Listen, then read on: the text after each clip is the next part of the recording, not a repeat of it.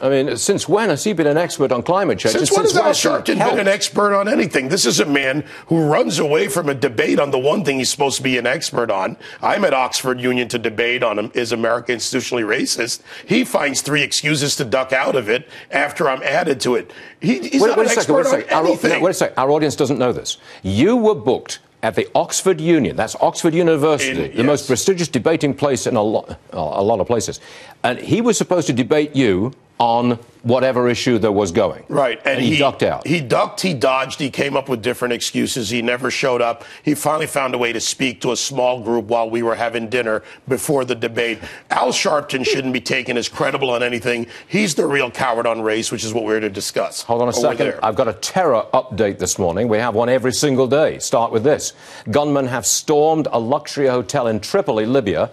They've taken an unknown number of hostages. They killed earlier at least 8. Fox News is reporting that this looks like a conflict between rival factions and that a number of innocent bystanders were simply caught in the crossfire. Here's another terror case.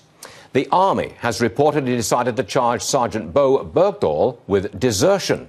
Remember, he was released by Taliban-aligned militants last year in exchange for 5 Gitmo prisoners. David Webb. There's a terror outrage almost every single day. North Africa, Mideast, Europe, somewhere there is a terror outrage. And we are feeding known terrorists into this more.